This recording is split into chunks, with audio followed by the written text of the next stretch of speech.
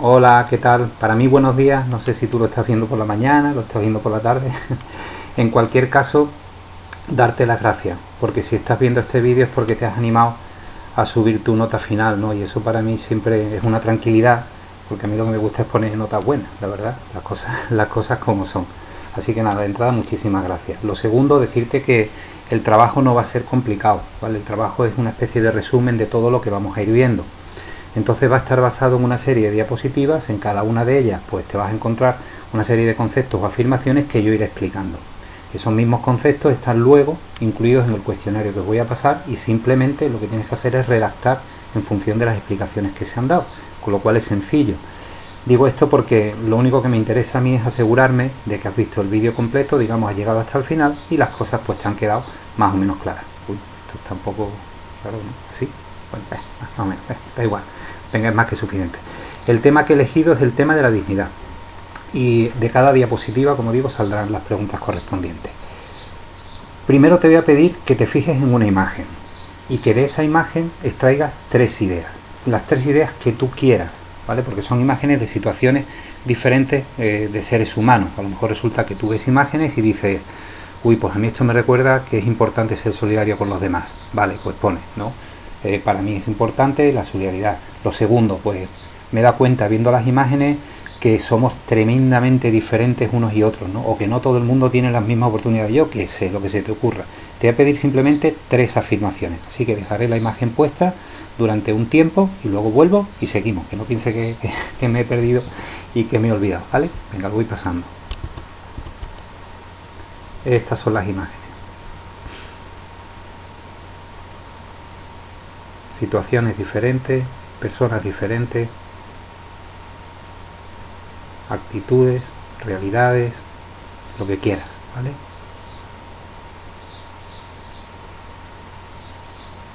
¿Vale? Sí, más o menos. Si no, pues tú lo paras el vídeo y lo echas un poquito para atrás, porque no se alargue mucho esto. Bueno, pues venga, seguimos para adelante. Vamos a ver lo que es la primera diapositiva, ¿de acuerdo?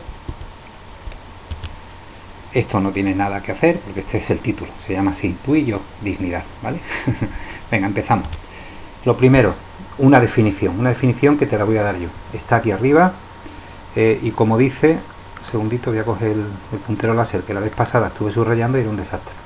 La dignidad se define de una manera determinada, ¿no? Que es el respeto que merece todo individuo en razón de su mera condición humana, o lo que es lo mismo, por el hecho de ser personas, todos somos dignos, todos tenemos dignidad. Y además aclara la definición que no existe ninguna posibilidad de que alguien pueda ser tratado de forma indigna, porque esta cualidad es independiente de cualquier característica o aptitud particular. ¿Vale? Cuando se habla de aptitud y no se habla de actitud, lo que se refiere es un poco a los talentos que tenemos cada uno de nosotros. Es decir, no podemos pensar que por una cuestión, yo que sé, de raza o de capacidad para entender la realidad, ¿no? Pues alguien tiene más o menos dignidad. Esto es un rasgo que tenemos todos simplemente porque nos ha tocado ser personas.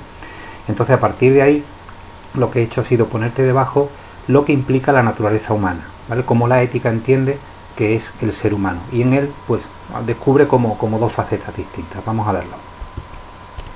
Por una parte, la ética entiende que tenemos una naturaleza biológica, es decir, no dice que no seamos parte, ¿vale?, del reino animal. De hecho, todos tenemos las mismas funciones. Piensa, por ejemplo, en el poder que siguen teniendo en nosotros todo lo que son los instintos. Algunos de ellos son absolutamente necesarios. Piensa en el instinto de supervivencia o piensa en el instinto reproductivo. Es decir, ese lado animal, la ética no lo niega. Y por otra parte estaría una cosa que la verdad es que es difícil de definir. Yo lo he colocado como espiritual. Dentro de espiritual, bueno, pues hay gente, por ejemplo, que considera que sí, que tenemos lo que llamamos alma. Claro, la ética, al carecer, digamos, de argumentos puramente religiosos, entiende ese lado espiritual como unas capacidades específicas, ¿no?, que tienen los seres humanos, como por ejemplo puede ser la capacidad de conocer, ¿no?, que estará basado lógicamente en la razón y la inteligencia, la capacidad de amar de una manera determinada. Nosotros no nos apareamos, ¿no?, con las personas con las que compartimos nuestra vida, ¿no?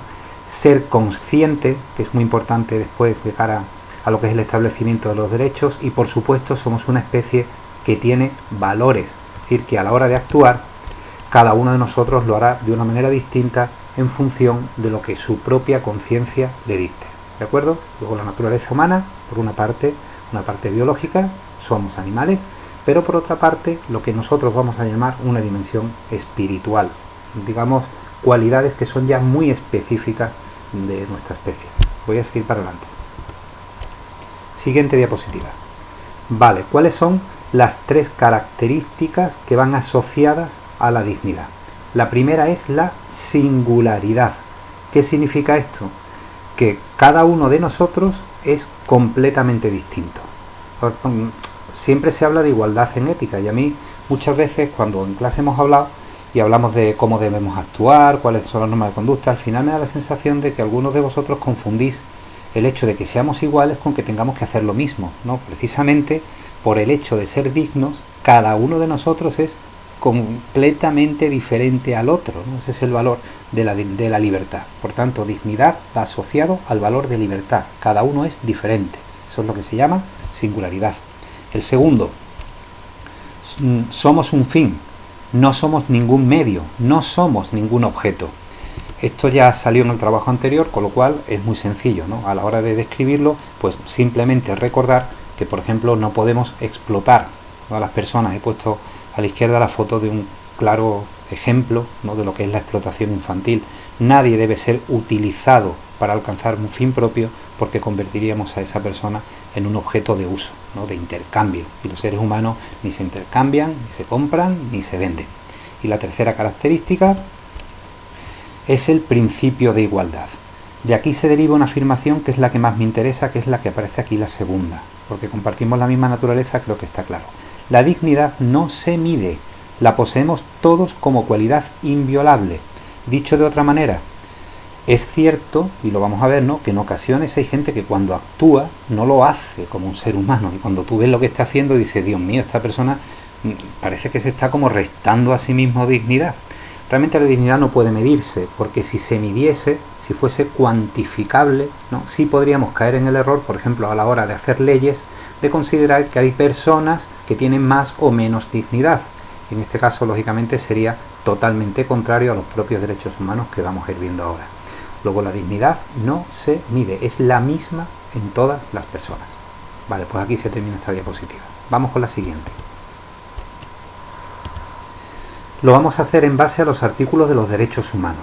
Entonces, en una lectura rápida, dicen los derechos humanos, ¿no?, al principio, que nacemos libres, que nacemos iguales, y aquí ya aparece, fíjate, en el artículo 1, el concepto de dignidad y el concepto de derecho. Dado que estamos dotados de dignidad y derechos, además, dicen los derechos humanos, que tenemos dos cualidades que nos diferencian del resto de seres vivos, ¿no?, que son la razón y la conciencia, y que de estas dos cualidades, deben originarse unos comportamientos fraternales, o lo que es lo mismo, tratar a los demás como iguales. Es bonito porque fijaos que la Declaración de Derechos Humanos lo que hace desde el inicio es dejar bien claro que en lo único que somos iguales es en derechos y dignidad, que a partir de ahí, dado que tenemos razón y conciencia, lo que se deriva inmediatamente es una obligación, que es que yo no me puedo olvidar nunca de esto, y a la hora de tratar a los demás los tengo que tratar como tal, como iguales. La palabra que he elegido para un poco analizar de esta definición del artículo 1 es la palabra libertad.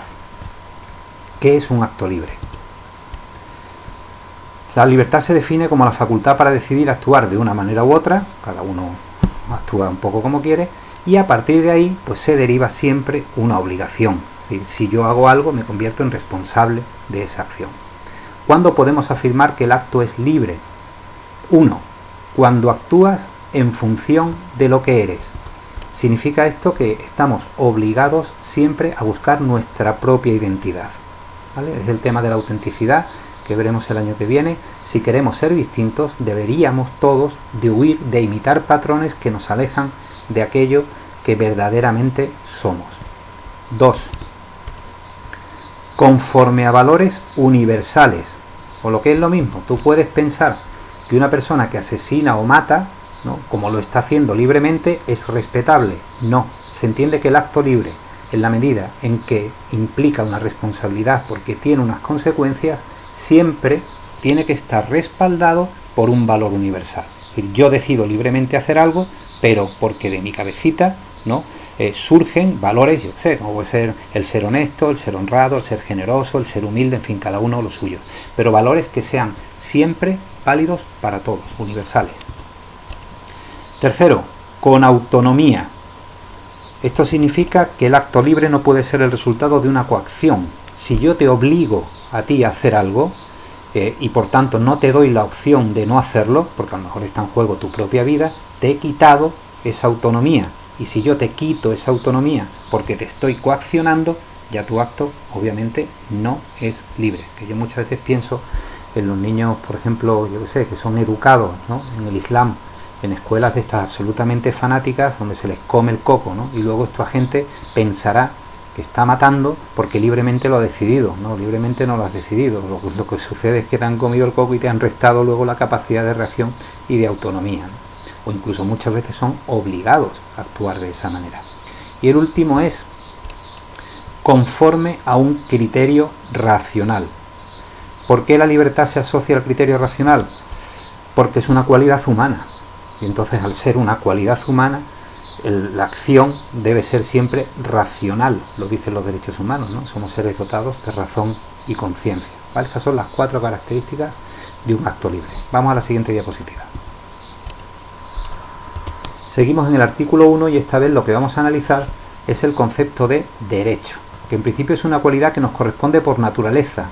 Lo que es lo mismo, todos los seres humanos poseemos derechos desde que nacemos.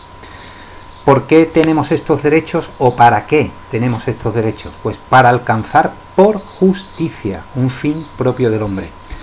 Cuando se dice por justicia, significa que todo aquello que tú recibas en esta vida después de haber ejercido un derecho es porque verdaderamente te corresponde. Por eso decimos siempre en el colegio que ojalá todo lo que suceda en vuestra vida no sea por justicia y no por suerte, sino que al haber ejercido tú, por ejemplo, el derecho a la educación, luego recibas lo que por justicia te corresponde.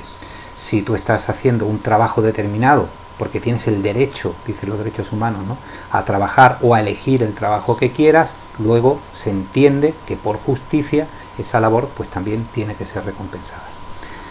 Vamos a analizar las 4 características asociadas a un derecho. La primera, saber que solo los derechos son aplicables a los seres humanos. Esto lo hemos hablado 1000 veces y es cierto que hay mucha legislación destinada a proteger, por ejemplo, algunas especies animales que son más afines a nosotros. Pero eso no significa que por naturaleza, y digo por naturaleza, esas especies tengan esos derechos. Un derecho solo puede ser aplicable a una persona que es consciente de que los posee. Claro, si yo no sé lo que es un derecho, es imposible que lo ejerza. 2. ¿Qué buscan los derechos? Los derechos lo que buscan es justicia, un fin propio del hombre, o lo que es lo mismo, que a través del derecho que tú estás ejerciendo puedas afirmar que estás llevando una vida digna, la que es propia del ser humano. Tercera característica, por encima de las leyes positivas. A mí esto sí me parece importante. Bueno, en realidad todo más o menos creo que es importante. Por encima de las leyes positivas es porque hay muchos países que a lo mejor establecen una serie de normas o de leyes, pero que no están respetando lo que son los derechos fundamentales que aparecen en los derechos humanos. Por ejemplo, hay gente que pide asilo en otro país, ¿no?, porque en el suyo no puede vivir por una causa ajena a su voluntad, una guerra, un terremoto, lo que sea, ¿no? Claro, si te tienes que someter a las leyes de ese país, a lo mejor alguien podría considerar que esa persona no tiene derecho a pedir asilo. Es el caso, pues, de mujeres que intentan escapar, ¿no?, de una situación de opresión absoluta, y alguien podría decir, no, es que como las leyes de ese país, ¿no?, que son las leyes positivas, las leyes de cada país son las leyes positivas, dicen esto, pues esa persona no tiene derecho a pedir asilo. No, por encima de la ley positiva, el derecho permite, por justicia, que tú reclames lo que quieras en función de lo que dicen los derechos humanos, y no tienes por qué someterte a lo que dice cada norma de cada país, ¿vale? Hay una especie de ley universal, que son los derechos humanos, y luego están las leyes particulares, que son las leyes positivas. No sé si sabes que en España nuestra Constitución es la que consigue que no se pueda nunca publicar una ley que no esté respaldada por los derechos humanos. Luego nuestra ley positiva siempre se corresponde con esa ley natural, ¿no? La ley natural es la que aparece en la Declaración de los 30 artículos. Un derecho implica siempre un deber. Fundamental entender esto, porque la gente muchas veces se olvida, ¿vale? Y confunde, por ejemplo, que si yo deseo algo es porque tengo derecho a eso. No, no es cierto. Para que tú puedas exigir un derecho, tiene que estar respaldado de una forma, digamos, consciente y racional por los derechos humanos, porque implica inmediatamente una obligación. Yo tengo el derecho, yo qué sé, pues a ser padre, me parece perfecto. Ejerzo ese derecho libremente, pero luego tengo que asumir todas las responsabilidades que se derivan de esa decisión que yo he tomado, ¿no? Y si voy a ser padre, luego tengo la obligación de atender las necesidades primero vitales de mis hijos, luego las necesidades formativas, etcétera, etcétera.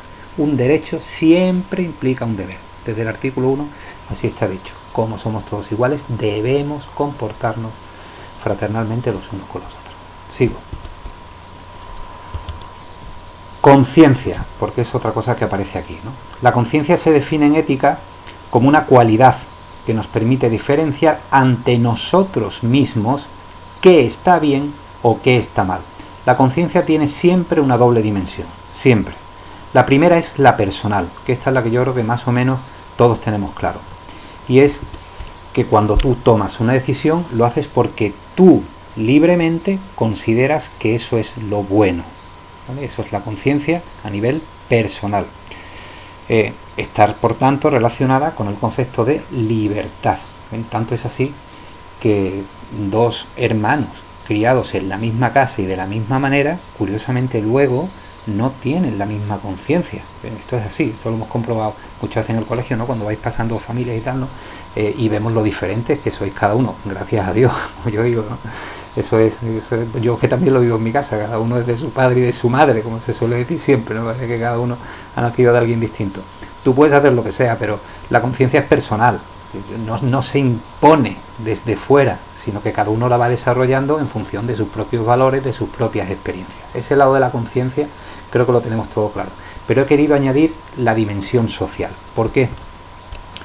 La dimensión social de la conciencia lo que hace es analizar y evaluar en función de normas morales en la sociedad en la que vivimos. Es que esto es importante porque, claro, si tú vives en una cultura donde algo se considera que es bueno, ese factor social te va a influir una barbaridad, ¿no? Las morales son muy distintas, en cada país son completamente diferentes, y eso condiciona de alguna manera el que la gente crea, ¿no?, que algo está bien o que algo está mal.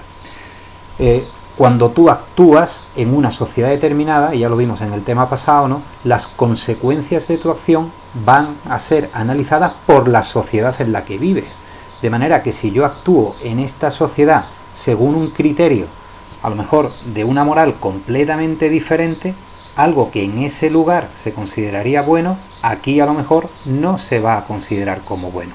Por tanto, recuerda siempre que la conciencia debe tener presente que tus actos y tus acciones están condicionados por los valores o por las normas de la cultura en la que vives. Sigo. Otra más. Artículo 2. Dignidad es sinónimo de no discriminar. Yo creo que como la palabra discriminación está clara, aquí no me voy a detener mucho. El artículo lo que hace es ir analizando miles de formas, ¿no?, que existen, desgraciadamente, de discriminar a las personas, ¿no? Pues por pertenecer a una raza, simplemente por tener un color de piel distinto. Puedes discriminar, como desgraciadamente sigue sucediendo, ¿no?, por una cuestión de sexo, diferencia entre hombres y mujeres. El tema del idioma también es una fuente de discriminación, ¿no? En muchas ocasiones hay personas que a lo mejor hablan un lenguaje y luego cuando se comunican con otros, en vez de utilizar el lenguaje como una forma de acercamiento, lo utilizan como una forma de separación, como si estuviesen perdiendo su identidad, ¿no? Bueno, que hay muchas formas de discriminación, ahí no me voy a detener. Lo que me interesa es cuáles son los tres conceptos que van asociados al hecho de ser tolerante, que es fundamental para preservar la dignidad de los demás. Primero, una educación. Es decir, si la gente no recibe unos valores a lo largo de su vida, probablemente acabará cayendo en actitudes fanáticas o de discriminación hacia los demás. La educación debe ser integral y, como digo siempre, la educación no son las notas que sacas en biología, química o ética, ¿no? La educación es la manera que tú tienes de formarte como individuo en todas tus dimensiones. Y está claro que cuando tú has aprendido un montón de valores, en el trato con los demás te resultará mucho más sencillo no olvidarte que la persona es digna. Luego la educación, como siempre digo, es la base, ¿no? A veces cuando intentamos solucionar el mundo pensamos en criterios económicos, este tipo de cosas. Yo, ¿será que me dedico a esta profesión? Pero siempre pienso lo mismo. No. Lo importante es que la gente esté educada. Si la gente está educada y bien formada, el mundo funciona. Segundo, facilísimo, tolerancia. La tolerancia en ética se define como el respeto a las acciones, a los comportamientos y a los valores de otras personas, incluso cuando sean distintos u opuestos a los tuyos. Yo sé que esto es duro, porque esto significa que a lo mejor de entrada tenemos que tolerar acciones que hacen otras personas que nos resultan inadmisibles.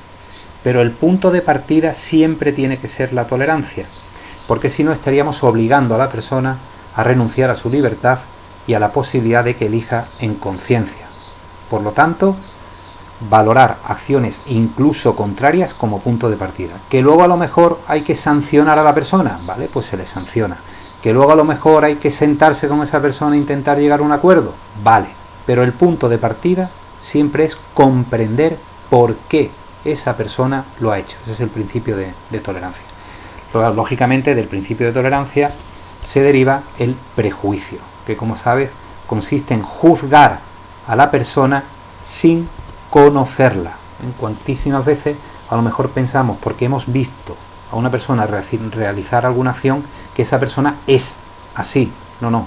Antes de elaborar cualquier juicio, tienes que tratar de comprender por qué esa persona ha llegado a actuar de esa manera, ¿vale? Y así, hombre, todos hemos tenido experiencia de personas que hemos conocido, nos han parecido de una manera y luego con el tiempo hemos descubierto que son completamente distintas. Si vives sin prejuicios, llegarás a conocer a los demás y a respetarlos con mucha más libertad, ¿no? Y sobre todo con un criterio mucho más racional. Sigo para adelante. Artículo 3. Vale, aquí lo que voy a hacer es un poco hincapié en la diferencia entre ley natural y ley positiva a la que he aludido antes, para que entiendas que la dignidad solo tiene relación con la ley natural. La ley natural, es decir, la ley que nos hace a todos iguales, la que está recogida en los derechos humanos, habla de tres principios. El derecho a la vida no se toca, es incuestionable, es inviolable. Segundo, la libertad, ya hemos hablado. Y tercero, aparece el concepto de seguridad, ¿vale? Normalmente en ética se suele decir vida, libertad, propiedad. No, los derechos humanos hablan de seguridad. Y ahora dentro de la seguridad hay como 5 ámbitos que garantizan que tu vida es segura. Primero, la propiedad. Sencillo, el ejemplo sería: nadie puede arrebatarte algo que por justicia te corresponde. Ahí no me paro porque no tiene más historia.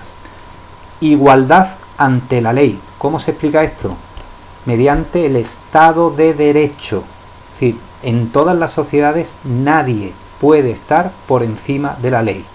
La ley nos gobierna a todos y nadie debe abusar de una posición de privilegio o de poder para considerar que está por encima de la misma. Esto en los regímenes democráticos se contempla siempre en todas las constituciones.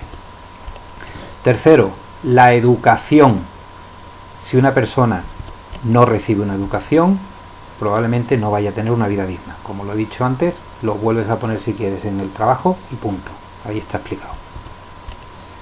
Descanso y asistencia médica. Ambas cosas aparecen unidas. El descanso son las vacaciones, el tiempo, el ocio. Una calidad de vida requiere de que no estés todo el día trabajando. Hay periodos, como sabes, ¿no?, en los cuales una persona tiene derecho al ocio y al tiempo libre. Y la asistencia médica, pues lo que están haciendo los derechos humanos, yo lo dejo ahí, me parece importante, es obligar a todos los estados a apostar por una sanidad que garantice que todos los miembros de esa comunidad, en caso de necesidad, van a ser asistidos, ¿vale? Con lo que estamos viviendo ahora, sabéis que hay muchísima gente que está intentando pues dejar bien claro que hay que reforzar la sanidad pública, la sanidad pública, la sanidad pública, ¿vale? Yo no veo incompatibilidad, no, a lo mejor con que pueda existir la privada, eso ya cada uno en conciencia que decide lo que quiera. Pero lo que está claro es que cualquier persona, fijaos lo que digo, cualquier persona, que muchas veces decimos, no, es que si alguien no ha contribuido con sus impuestos a la seguridad social no debería ser atendido. Según los derechos humanos no es así, la dignidad prevalece, ¿eh? Es decir, un inmigrante que entra en una patera, por ser digno, debería tener derecho a una asistencia médica. Y lo último que aparece asociado al concepto de seguridad es la vivienda y servicios sociales necesarios. El derecho a la vivienda está claro, yo creo que lo que dice ahí simplemente lo colocas al lado, ¿no? Todo el mundo tiene derecho a poseer una casa donde vivir, ¿no? Un techo para dormir, que menos, ¿no? Y los servicios sociales necesarios es lo que incluiría todo lo que protegen las instituciones de un Estado. Me explico. Necesitamos que nos recojan la basura. Necesitamos que en caso de incendio vengan los bomberos a casa. Necesitamos para comunicarnos que exista una institución que se llama Correos, ¿no? Que es la que se encarga, pues, de llevar las cartitas para un lado o para otro. Necesitamos de una burocracia que garantice que la gente está pagando todos sus impuestos. Esos son los servicios sociales necesarios. Luego piensa en cualquier institución del tipo que sea y ahí está incluido. Por ejemplo, el propio colegio respondería a este criterio, porque el colegio es una institución, ¿no? Que se dedica, pues, a formar a futuros profesionales. Todo eso son servicios sociales necesarios. Vale, pues ya vamos terminando. He querido terminar con dos conceptos relacionados con la dignidad, de los cuales profundizaremos sobre todo el año que viene. El primero de ellos es la relación entre dignidad y respeto. Aquí me interesa simplemente recordarte qué es el respeto. Consideración de que alguien o incluso algo, no solamente tenemos que respetar a las personas, también las propiedades de las personas, tiene valor por sí mismo. El respeto es la base de todo lo que hemos hablado. Si alguien no respeta a otro, es seguro que está atentando contra su dignidad. ¿Por qué? Pues porque le está dando un trato, en los derechos humanos aparece como inhumano o degradante. Nosotros, como decíamos antes, somos un fin. Si yo, para obtener una información de gran valía, torturo a una persona, ¿no? o le infrinjo un trato cruel, inhumano o degradante, dice los derechos humanos, no se puede hacer, porque eso es una falta de respeto, ¿no? Habrá que buscar dentro del Estado de Derecho otros recursos, pero nunca olvidarnos de la dignidad de esa persona. O cuando os peleéis con los demás, tener siempre presente de que el grado de insultos no debería nunca, ¿vale?, atentar contra su dignidad. Y el último, que es más complejo y no lo he querido incluir en este trabajo porque daría para muchas horas, es la relación que existe entre dignidad y autonomía. ¿Por qué? Porque esto de la libertad muchas veces nos confunde. Es decir, el hecho de que tú digas, no, mi vida es mía, yo puedo hacer con ella lo que quiero. No, espérate un momento. Hay decisiones que no se consideran legítimas, fijaos, ni por el derecho ni por la ética. El que tú seas dueño de tu vida no te permite maltratarte a ti mismo, porque eso sería ir en contra de tu dignidad desde tu propia, permítanme la expresión, señores, desde tu propia estupidez. Las leyes ya se encargan un poco de esto, ¿no? Pero no podemos olvidar que el hecho de que tú reclames algo, porque por tu autonomía puedes hacerlo, ya por eso se te debe conceder. Lo trasladaremos cuando veamos, por ejemplo, no quiero entrar ahora, ¿vale?, en este tema porque sería complicado, en el tema de la eutanasia, ¿no? Una persona autónomamente toma una decisión y pide.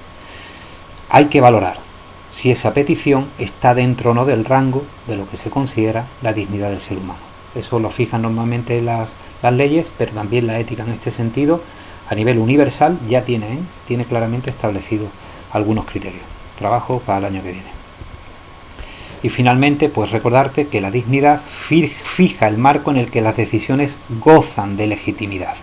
Con lo que es lo mismo, siempre las leyes son las que tienen que poner límites a las decisiones autónomas de cualquier ser humano. ¿De acuerdo? Bueno, pues hasta aquí llega el trabajo.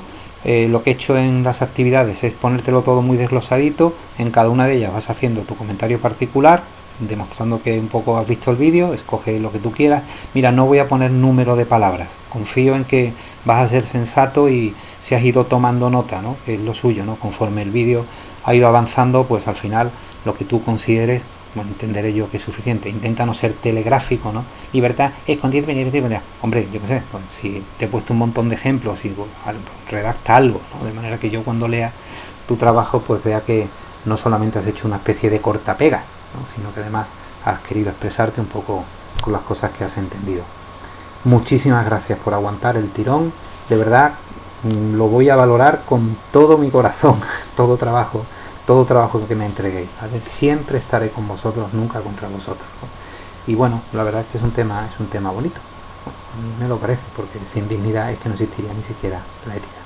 Un saludo, cuidaos mucho, ¿vale? Que es importante, y ojalá terminéis el curso en las mejores condiciones posibles y que se haga justicia en relación a todo el trabajo y el esfuerzo que me consta estáis haciendo muchos de vosotros.